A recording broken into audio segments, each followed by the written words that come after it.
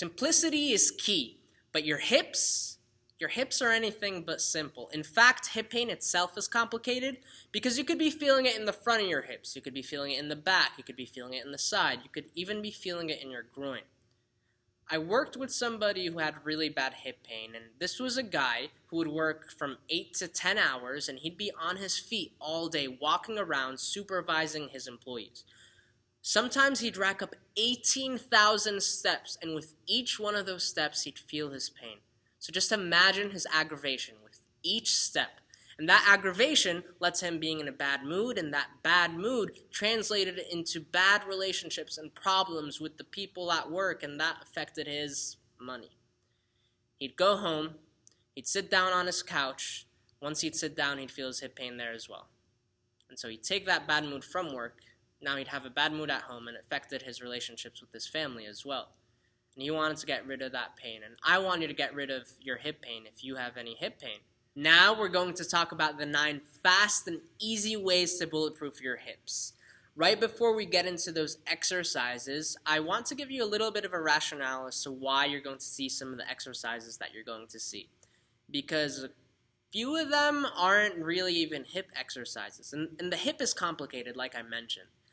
What do I mean by that? Well, in exercise world, we discuss movements in the plane of motion in which they occur. And we have 3 planes of motion. We have the sagittal plane, where you see forward and backward movement. And then you have the frontal plane, where you see side-to-side movement. And then you have the transverse plane, where you see elements of turning and rotation. Some joint systems, like the elbow, for example, it moves backward and forward. So it's a sagittal plane joint. The hip, though, it moves in all 3 of these planes. And so there are so many positions and so many muscles that influence the control of these positions. When you're sitting even, your hips are working. When you're taking a step, with each step, your hip is directly related to your feet and what's happening at your feet. And so as you're taking a step, the forces from the ground go up your feet, into your hips, into your back. The whole system is involved in all of your movements. And so we need to take a look at what's happening above your hips. We need to take a look at what's happening below your hips and see what happens when we strengthen them and how it influences the hips. Because the hips are important and we need to take care of them. Otherwise, you see people getting hip replacements and their lives never really being the same. We want to make sure that we strengthen these muscles so that you can continue to live the life you want to live pain-free, continue to have the strong relationships at work and at home, and not have to worry about your hips.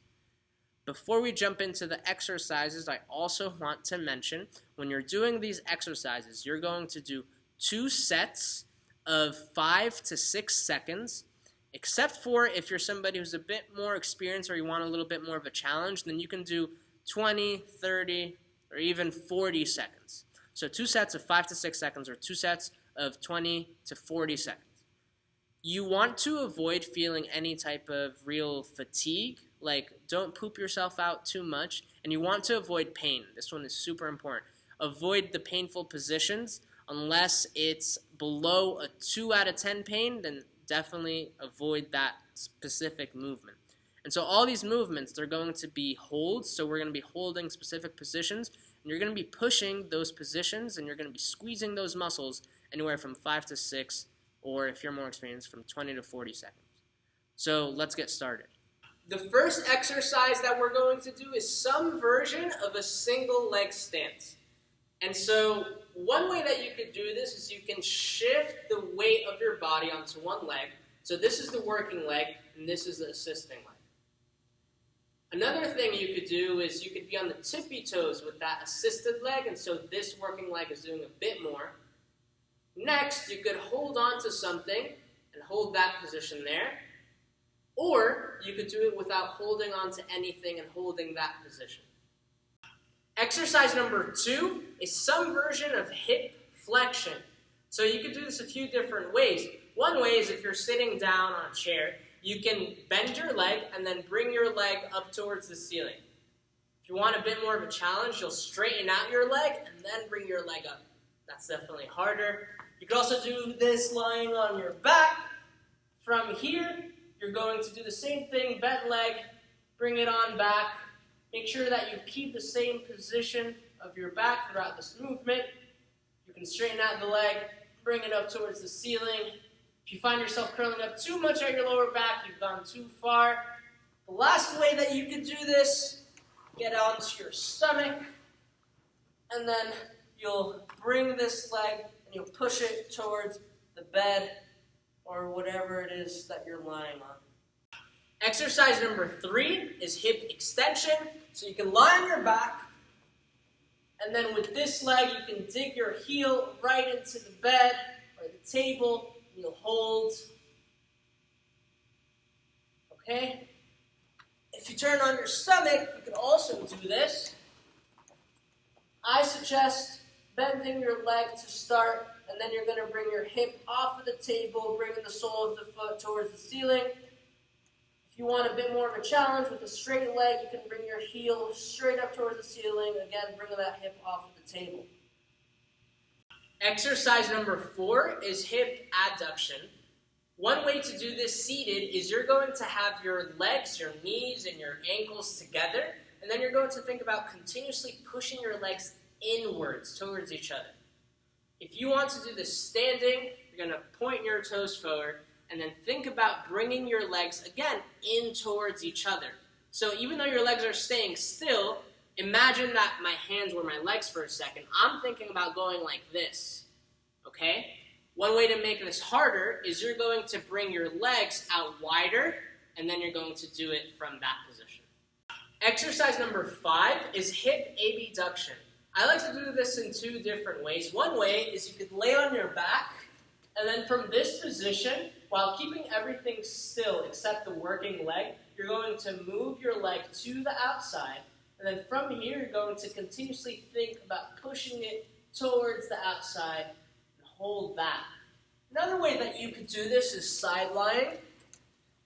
From this position here, what you're going to do is you're going to bring your leg straight on up, and then continuously think about bringing that side of your foot towards the ceiling.